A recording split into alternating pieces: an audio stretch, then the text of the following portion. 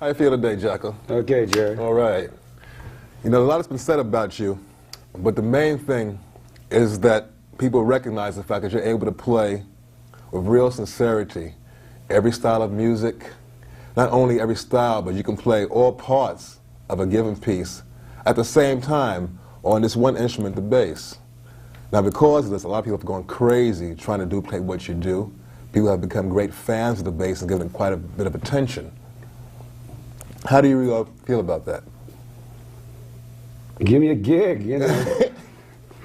Well, what drove you to this point?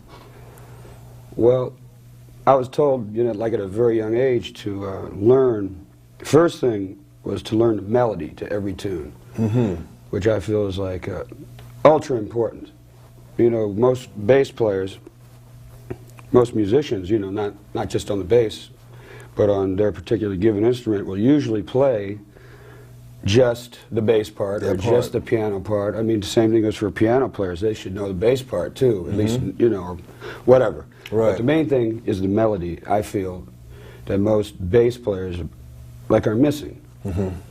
Because like they'll know the bass part, you know, or whatever, they'll be playing that stuff, and there could be a melody on top, which once you know that, especially when it comes to playing changes, you know, harmonic playing, it's like, let's say like Bach, like canons, where there's like two parts. There's a bass part and there's a melody part. They're just as important because the chords come in the middle. One supports the other. Yeah, exactly. Well, in fact, one helps the other. By hearing another part, you can more or less define where your part's going to be. You can fill the holes up.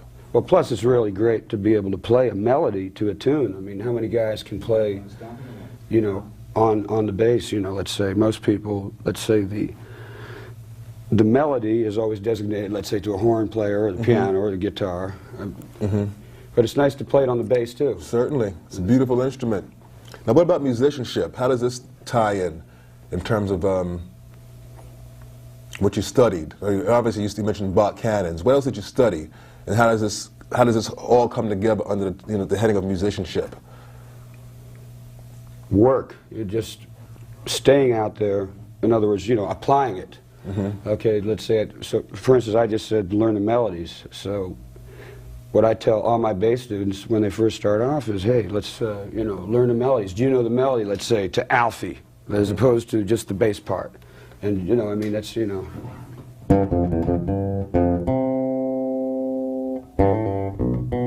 right, you know, etc. Yeah, that gives you the feeling of the song. Yeah, because then it. Plus, it's the most melodic way for a bass player to learn how to play melodic bass lines is by, you know, playing melodically within the bass.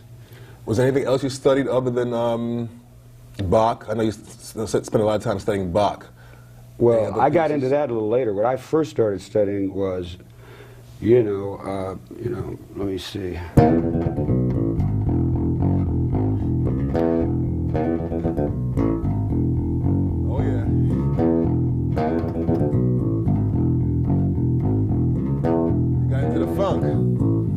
What was on the radio. Yeah. That's what I first started playing. Like, for instance, that was Funky Broadway, the bass line, you know, Wilson Pickett's Funky Broadway. So Tommy Cogbill. Exactly, it was Tommy Cogbill.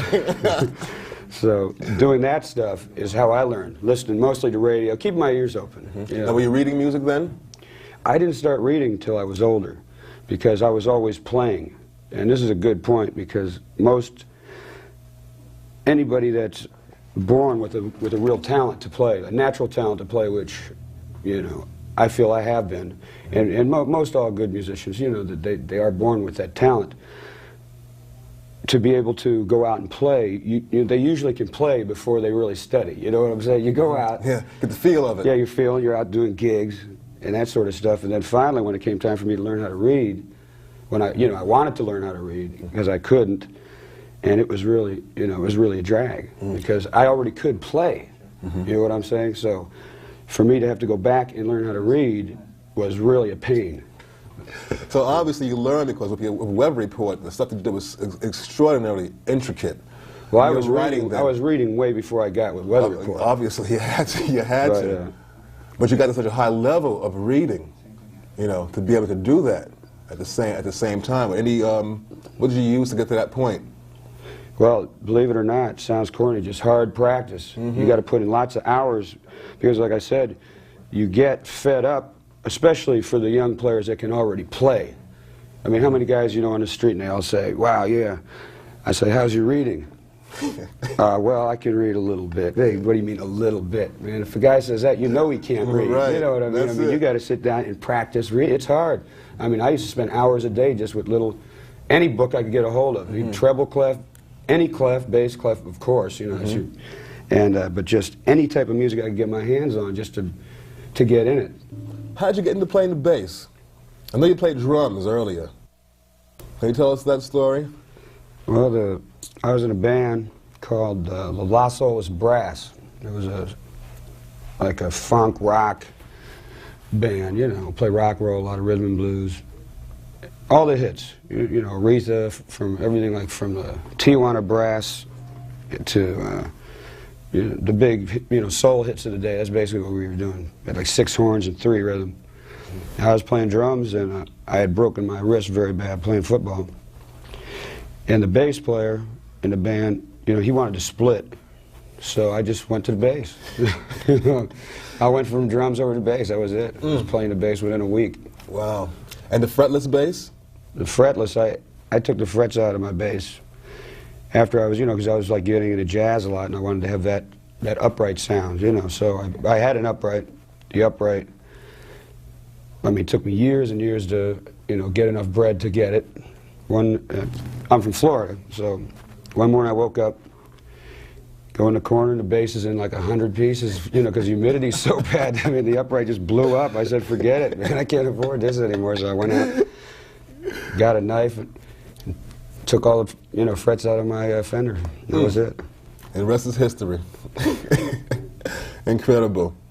To be able to pick up an instrument and play with in a week's time means you have to have some kind of learning skill, okay? And to take it to the next step, not only have a learning skill, but develop to execute such, flawlessly as you do. Well, the main thing is just paying attention to people on any instrument. For instance, like you look at a guitar player, you just, look at another bass player, just see what he was doing. That's how mainly I learned most everything. So it's visual. Visual as far as just technique. Let's see, because I would see, one thing my father told me once when I first started playing the bass, he came home, he saw me, and he said, just to put my fingers, space them just like at every fret. Because I was just playing. I was playing like that, and with, that's how I was playing the bass, right? So then he said, so now, because I just put my,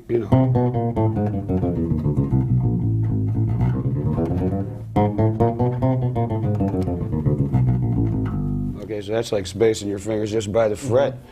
Is as big of a thing that you could do and alternate your fingers accordingly. I mean, it's just very basic. Well, it certainly has worked. Now, as far as getting into little details of this aspect, just left-hand spacing, okay. But what about the what other aspects of the left hand? Because your intonation is, you have, to play fretless bass. First of all, intonation has to be right on it. Well, one thing, for instance, right now I'm using a fretted bass. How I got my intonation on the fretless is by, first of all, I never practiced a fretless ever because the strings would always eat the neck up. So I would only play it on gigs. But see, when I would practice with the fretted bass, it's harder actually to play a fretted bass than a fretless because of the fret noise. So I would, but I would play it, and you play exactly on the fretted bass where you do on the fretless. You just play, I mean, you can play here in the middle, it doesn't matter because the tone's going to come out. But and that's where you get the best sound also on a fretted bass. I mean, if you want to get into Clearer. it. Clearer, exactly. So when you go to fretless, and seeing that I had taken my frets out, you know, I had little, the marks, the marks were still there with because I put Duratype, some sort of wood putty in there, right? So you could see that, which helped too, you know, because, you know, the fretless, or Fender bass, excuse me, you know, it's got such a long neck. Like on an upright, you got position. You just go this far, and you're in the thumb position. You know, you can feel the neck. Right. I mean, you got to go about this far. You know, I mean, it's a long way. You got feels the same. You got to look at the neck if you're making big jumps. So, you know, that helped a lot, having the fret markers. You know, where the holes were filled in, and then practicing scales. You know, just straight scales gets your hand in shape, so that once you start off someplace, you know, once you get on the first note, you can go for a long time without having to, you know, check yourself out if you're playing in position. You know what I mean? What about this twilight zone area up here, where like where everybody finds it such a hard thing to play because you can play the same thing back here that you can play up here? How'd you work that up? Because you do a lot of your playing in this solo area of the instrument, you know. Well, different ways of doing scales. For instance, if you just go.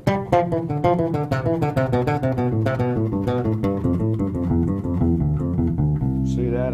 I came all the way from that low C. We're in the key of C. There's a low C, there's a high G. Okay, now this is all without moving my hand once. You see what I'm saying? And it's all right there.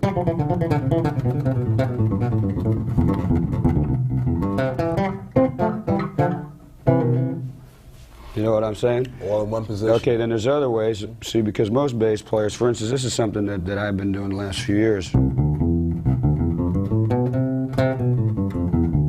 So you go, you know, taking like, going up to the third, then you got, you know, fourth to the sixth, you know, then major seventh, then you'd be the ninth. By that time you'd be up to the 12th already. You know what I mean? It's like, that's very convenient as opposed to, you know, the way you usually would learn.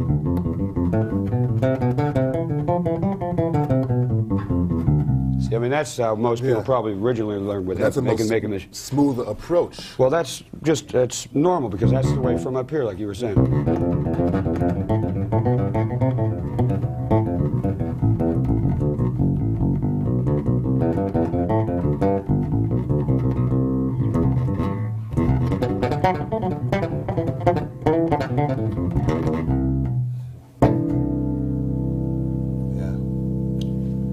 Playing on less strings, yeah, that makes a big difference. And to have skipping, you know, skipping from string to string, like good exercises are like sixes. Most people don't practice sixes, like.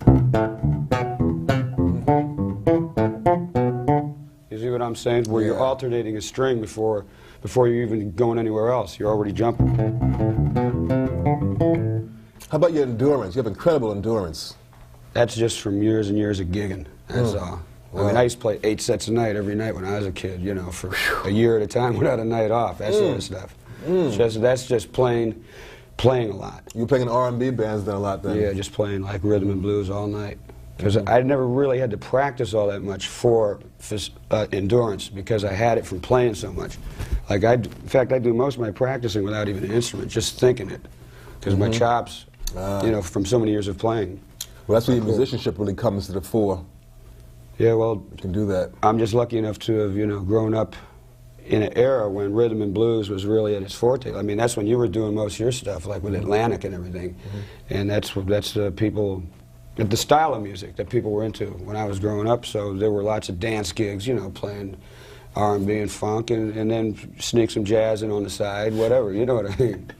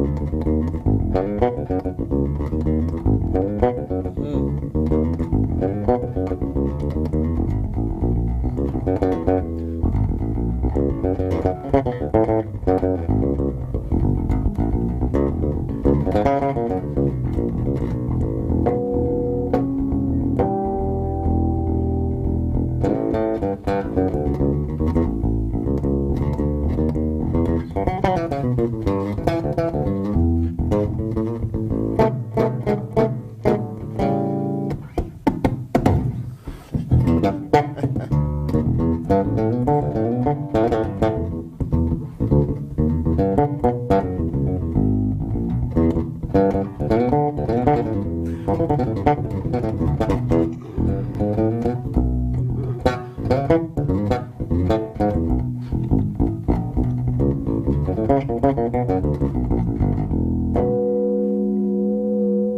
yeah.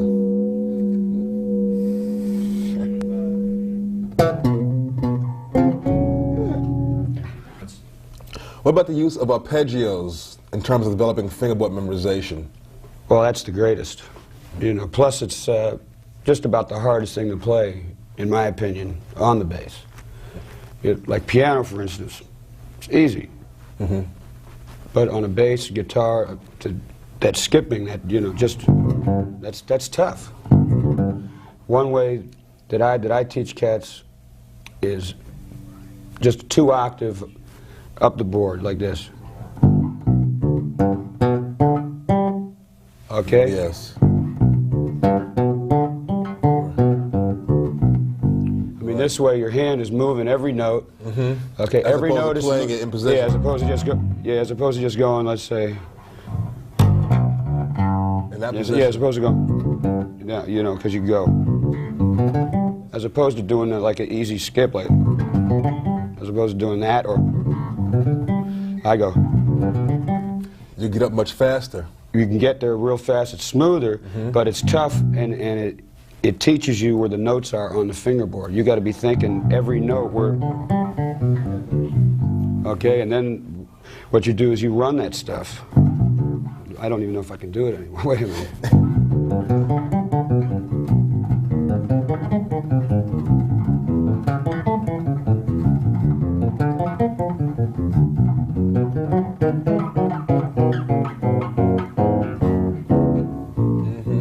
Now, double stops is another thing I find is really helps you learn the fingerboard also. Well, because you have to think 2 notes at a time all the time. Multi-stops. Yeah.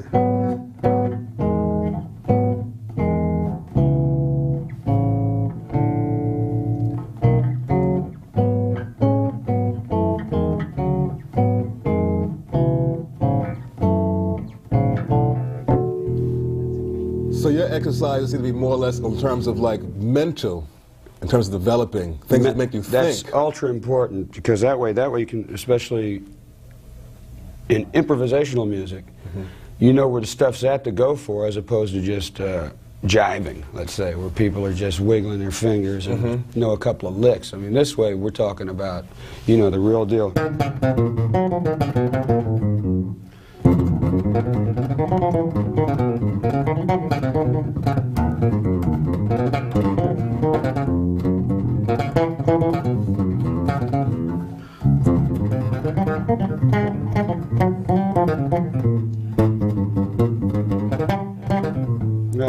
Yeah.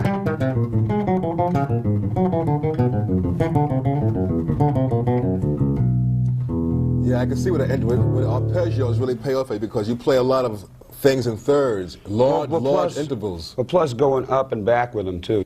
Here's a good exercise.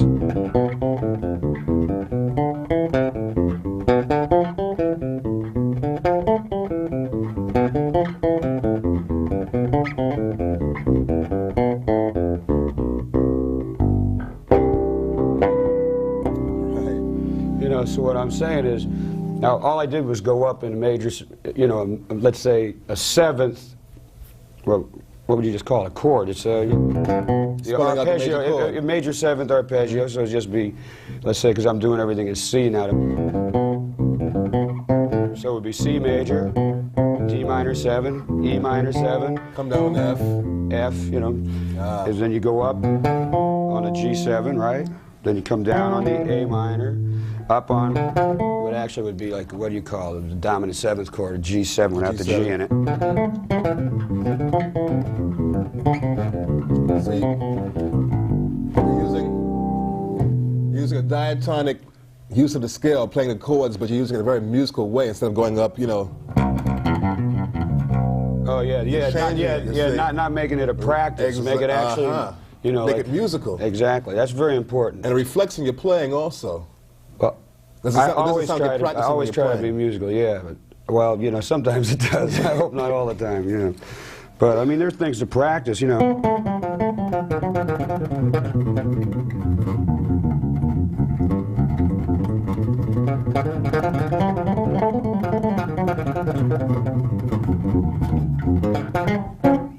was just using the scale. Whole tone. That was just a whole tone scale, alternating fingers with different numbers. You know, just like making maybe patterns of 3 and 4 notes at a time, or 5 notes at a time. You know, like a 1.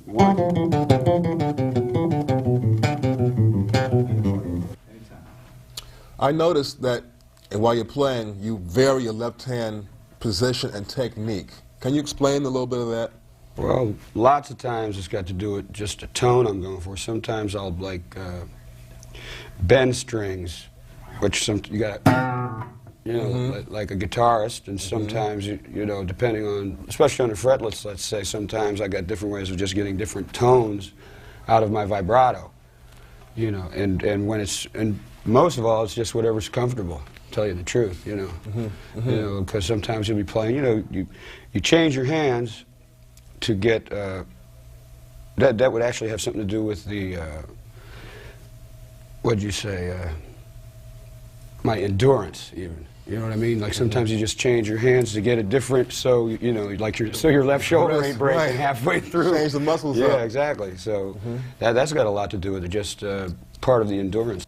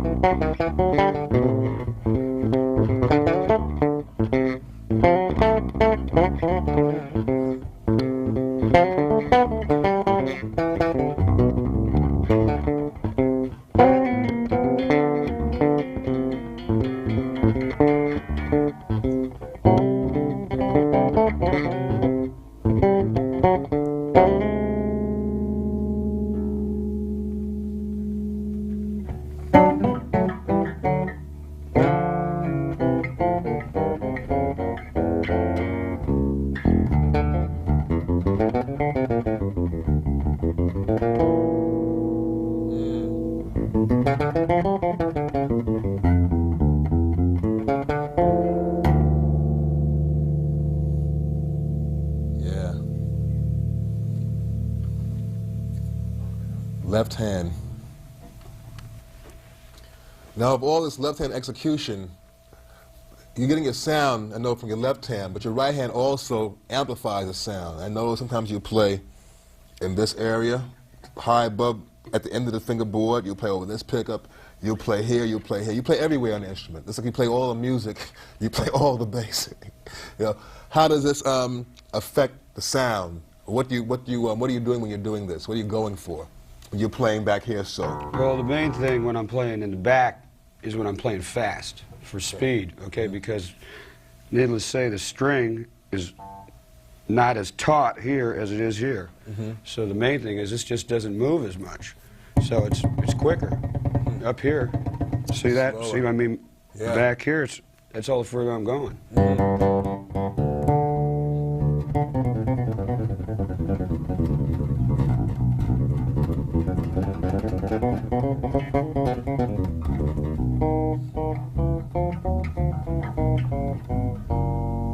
Use your thumb too, you know, for double stops a lot. I use my thumb.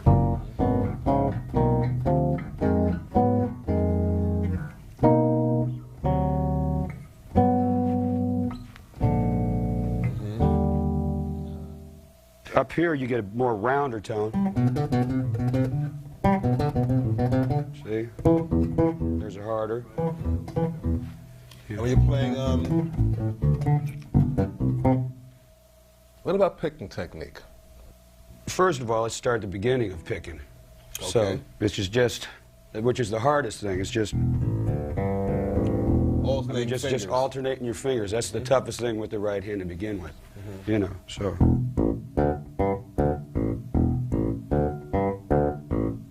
That alone is as hard as anything you'll ever have to play on the bass, and then doing it with the other fingers too, which I can't even do. Opposite. Yeah, and then like, see how that, I'm coming back right then, I just rake them coming back. When you rake something, if you want to rake the string, in other words, then you're going to have to mute it down here. You know what I'm saying? Exactly. The left hand. Otherwise, it's just going to be, you know, it's easier when you're picking something because the hand is already there. Yeah, so what you do is you just lightly, you know, after you pick each note, you just take the finger off on your left hand, and then it's short, you know, because otherwise you just have, you know. You don't want that. Exactly. You don't want that. So then what I do is just, that's where like scales come in, just over and over.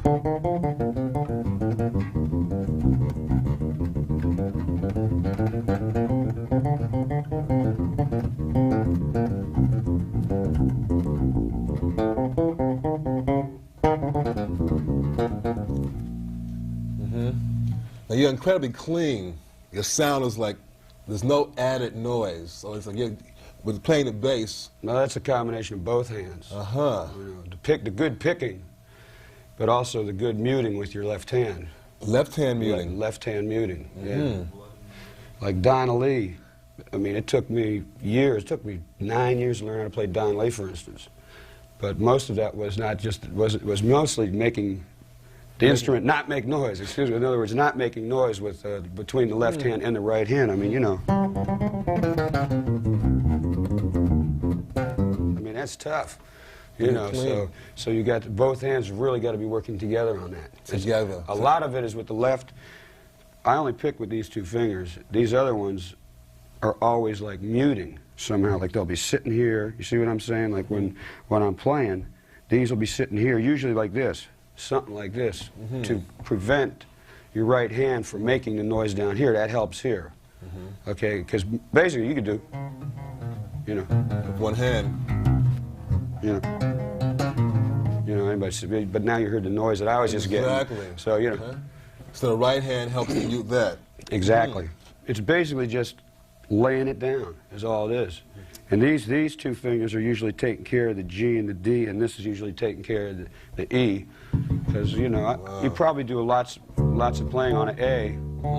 See, that's where most of the best bass tones are at.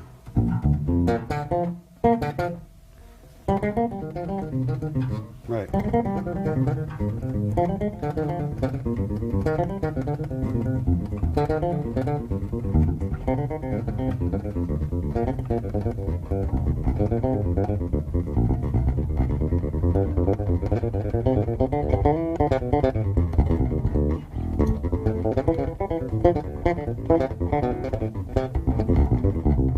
Sorry.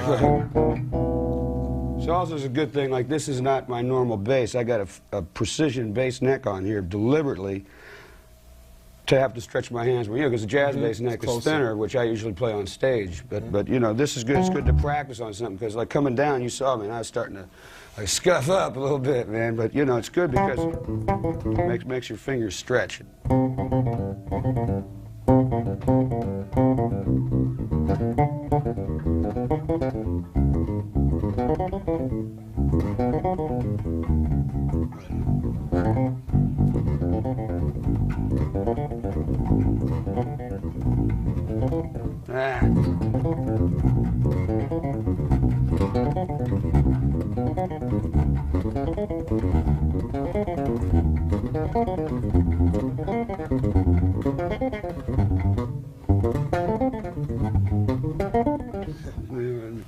Anyway, Playing that pattern. Now you're playing a 6-note pattern there. all I'm doing, I was just playing, I think I started on a G minor, what, 12th, I don't know, what 9th, 10th, yeah.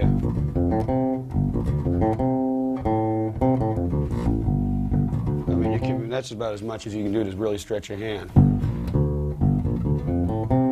And then the other thing, I was just coming down with, then I was going up, the next note's going up major. With a flat 5 then. Right. Then go back to the minor again. Just something to think. You just play a minor, major, minor, major.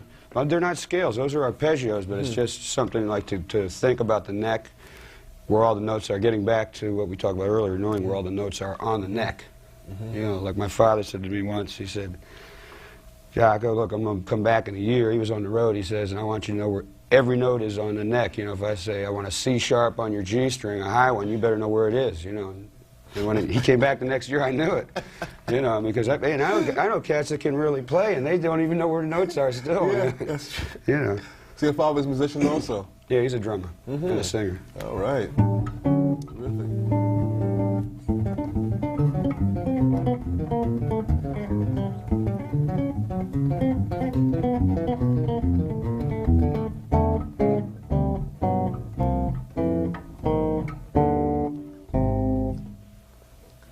So you're basically self-taught then? Formally self-taught. Formally self-taught. Thank you. What about rhythm? I noticed, like I mentioned before, you were playing a 6-note pattern, and I was able to tell between playing a 6-note pattern, a 5-note pattern, a 4-note pattern. Do you feel this is part of your fast development, having a good feeling and knowledge of rhythm? Well, rhythm is the whole deal, you know. Thank you. So, you know, like I always say, women in rhythm section first, you know. So, you know, just play with the drummer. That's the thing, you know. I feel that the bass player, not being prejudiced or nothing, I feel that we have the most important role in a band because we have the harmony and the rhythm, you know. And sometimes the melody. And the melody too, but mainly the harmony and the rhythm we got, because whatever note we play on the bottom is going to change any chord up, you know. And rhythmically we're pushing, you know, or laying back, whatever. So you say play with the drummer. That's what I really look forward to doing. That's what I have the best time doing. How did you arrive at your distinctive sound? I would say probably just the years of playing, like being on gigs mainly. And lots of things that have to do with the sound, as opposed to not just the sound, is your choice of notes. There are, you know, different choice of notes, let's say, that I use often. And then people know, like, I wrote this tune on Barbary Coast, and I start off, wait, it goes, edit, it goes, okay, so lots of times in my playing, I'll be going like, you know, I'll just, I mean, people might know that's me just because of the choice of notes, as opposed to just the sound. You know, there's certain figures that everybody plays. And the rhythm also in that, because that's a rhythmic figure there also. So choice of notes has a lot to do with it too, because the choice of notes makes you pick different, makes you go for other things, you know. What about harmonics? Now, that's something that you pioneered. I mean, instruments have had harmonics on them forever, but you have like almost as if you went into a mine and, you know, gotten gold out of something that wasn't there before. Well, when I was first playing in bands, a friend of mine, I saw him just tuning his guitar with harmonics, which everybody does, and so that's how I learned how to tune my bass. You know, it's real tough to figure out, right? So I was just doing this. Sounded like music to me, so I just kept exploring it. That's all there was to it. You know, I said, wow, that's the chord on Alfred Hitchcock, which it is when the cellos are in fourths, you know. So I said, solid, man, it must mean something.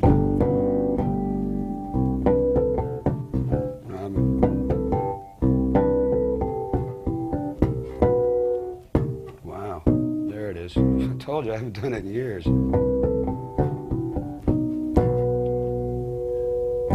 Does it make a difference which instrument you play? I mean, if you would play it on this instrument, would it be the same thing?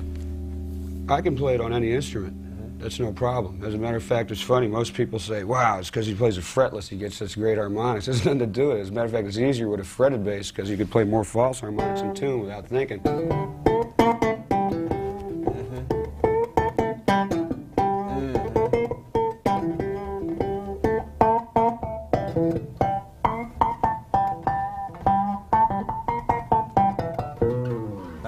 How is that false harmonic achieved? I do it with my thumb. It's the same thing as open string, see? In other words, okay, so if you play any note, all you have to do is make as if you're playing an open string. I mean, that's how I thought to start doing that with the false harmonic. So let's say if I'm playing an A, you just separate it in half. There it is, perfect. Wait a minute.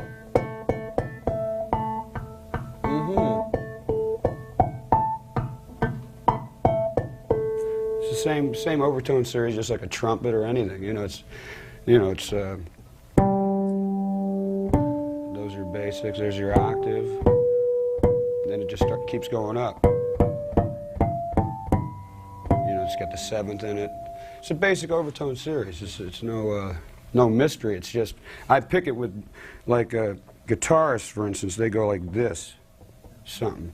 I put my thumb here and pick behind it. Pick behind the thumb? Yeah, I put the thumb up here. And guitarists do it like this somehow. I don't know how they do it. I just go like this.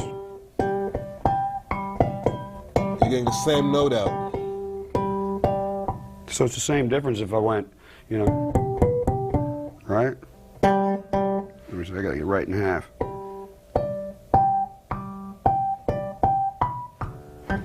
See what I'm saying? So the thumb becomes the open string? Is that what happens? The thumb? No, this becomes your left hand. The left hand becomes the open string? This becomes what this finger would be over here. Your thumb is the thumb takes the place of the left hand finger. Yeah, and then you just happen to be picking right behind it, like.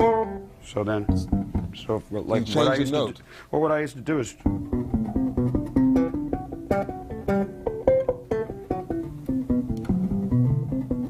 See, so every time you're picking, you got to be moving everything. That gets tough.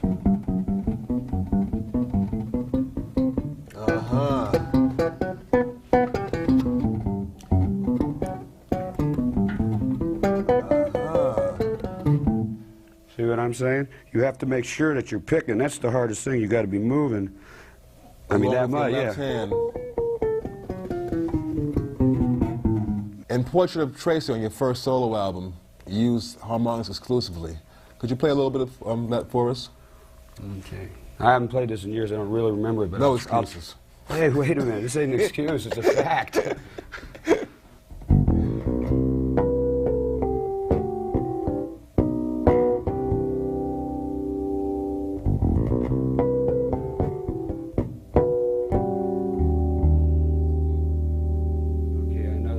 I forget. There's a little segment in the middle, but it's easy. Like, let me see how I go. I know it.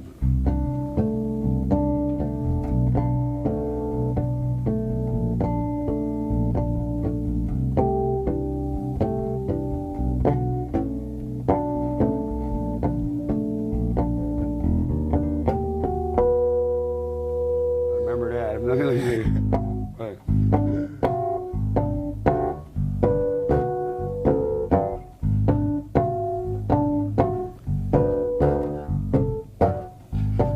Out of shape, man.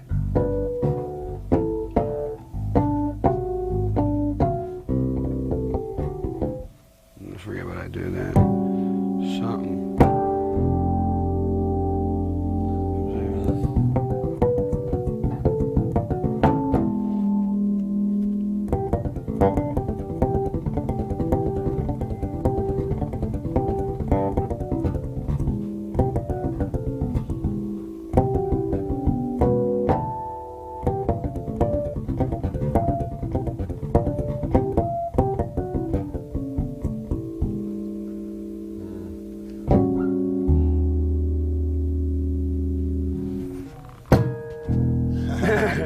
the end.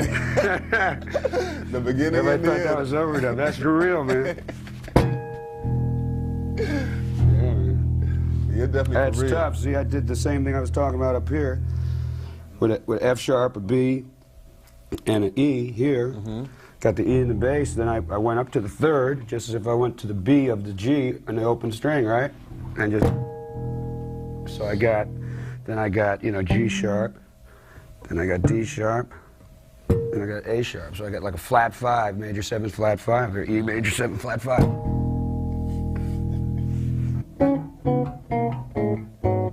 Now would you say?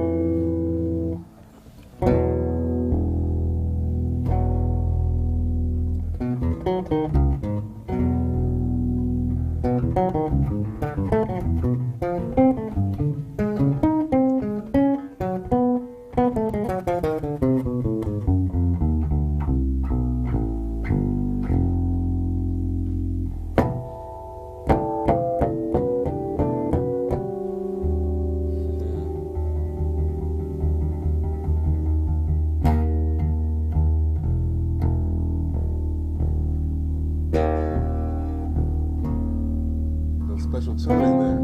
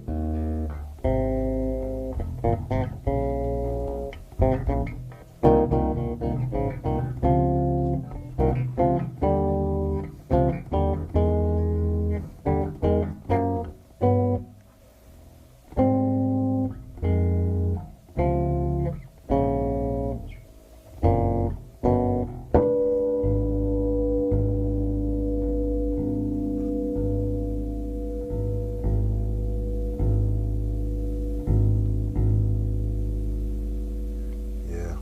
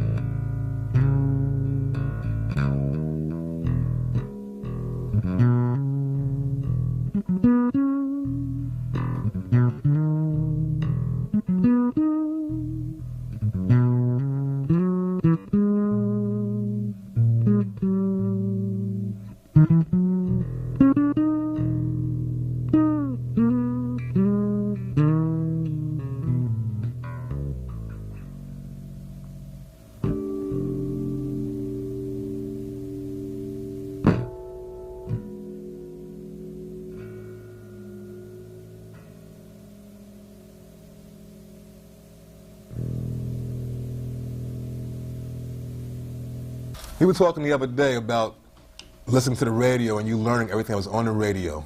Out of all the music you listen to, which music you would influence more by, and what particular players, if any, that you might have come across? Mostly popular music. Mm-hmm. Elvis Presley, Beatles, James Brown, Sinatra, whatever. At that period, that's when I was coming up. Like, let's say the 60s. Mm-hmm. Whatever was like hip then. That's what I was checking out, mostly from the radio, whatever you see on TV, that sort of stuff. Mm-hmm. And I really wasn't influenced that much by bass players. To tell you the truth, I didn't even know who the bass players were most of the time. That's true, they wouldn't tell you. You just knew who the singer was, you know. So mostly like off 45s. Mm-hmm. So, but like players like yourself, for instance, you were on a lot of those Atlantic dates, out of Muscle Shoals, etc., New York. A lot of Aretha dates, that stuff knocked me out, so you're a big influence. I know Bernard Odom was, he played with James's band. Bootsy used to play with James's band. Mm-hmm. And Cool, I like Cool, he was great. Jameson? Jameson, of course. Yeah. Duck Dunn. Yeah. Those were like, my big influences. Then with the upright, into the jazz thing, like Paul Chambers, of course, and Gary Peacock, I liked a lot. And, what about Mingus? Mingus was great. I didn't hear that much of his bass playing. I mostly heard his orchestral stuff. You know what I'm saying? Yeah. I loved his bass playing, but I always loved his music even more. Yeah, his writing was something else. Yeah, I feel you're at that level also where like his writing is like even going beyond, no matter how great a bass player you are, your music just goes even beyond that. Yeah, Mingus was great. I really liked him a lot. And all the cats that were on all the records, Paul McCartney, I love his bass playing. All the cats, whatever was out there. Doing it. There was some good stuff. The marketplace. Lots of records too. Harvey Brooks, with Electric Flag, and Billy Rich with Buddy Miles. That whole period of stuff was fantastic. Mm-hmm. Great. Can you give me one example of any particular style, something that stuck with you out of all those people you mentioned?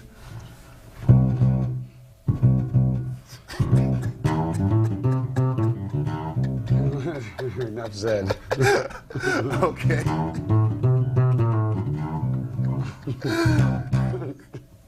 Thanks, Jerry. No, Okay. That was Jerry's bass part with B.B. King. What tune was that on? Could have been one about 4 or 5. That was a Live and Well album. Yeah, on Live and Well. One of those Live and Well, one of those pieces.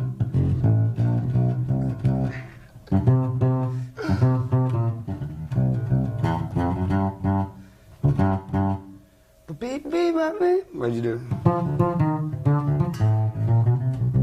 Yeah.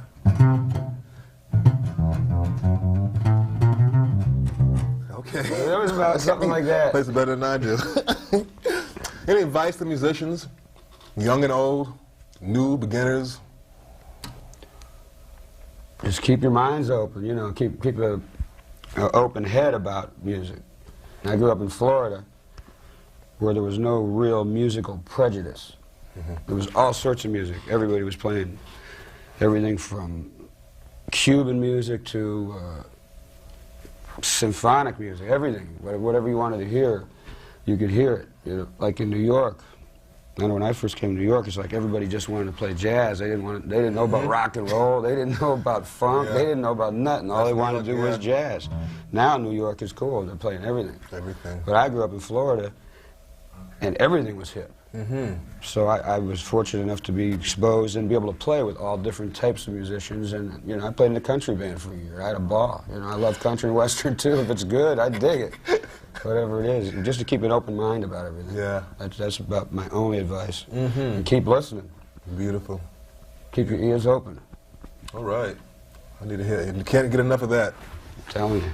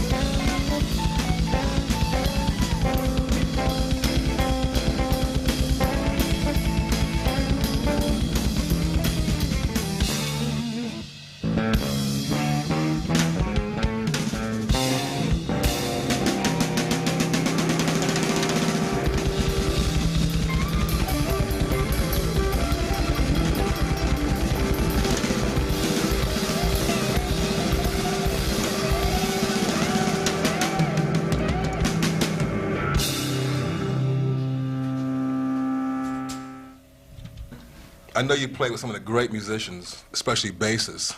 How do you distinguish between Jaco's style and, let's say, the normal bass player?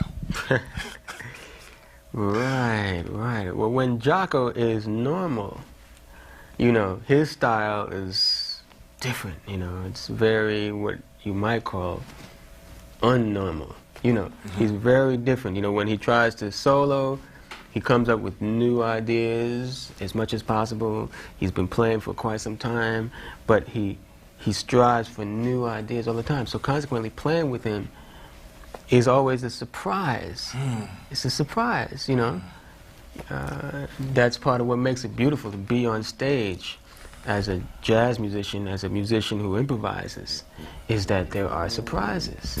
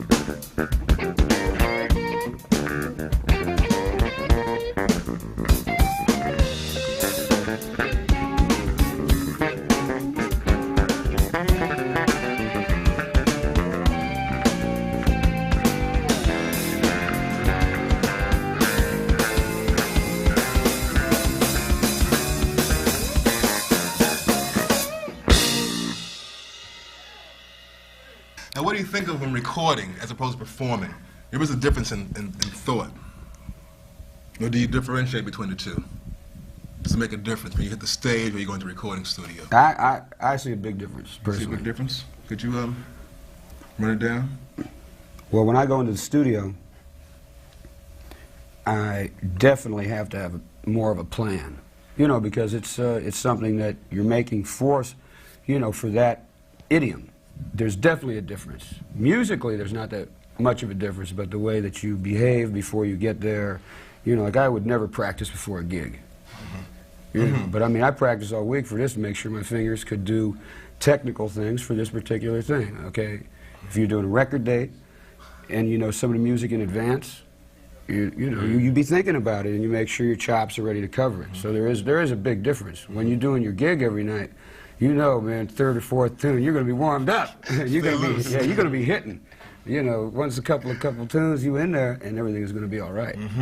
But recording, there is a big difference, in my opinion. I don't know, Kenwood, what do you think? When you play live, the audience is right in the present time with you, you know, with you as you play. So you can play off of the audience in that sense. Well, we've done several, we've done several albums with weather reports, for instance, most of that stuff everyone thinks is live is us playing in front. We're in a studio, but with like a studio big enough to also have a small audience in there too. So you also are, you got the best of both worlds.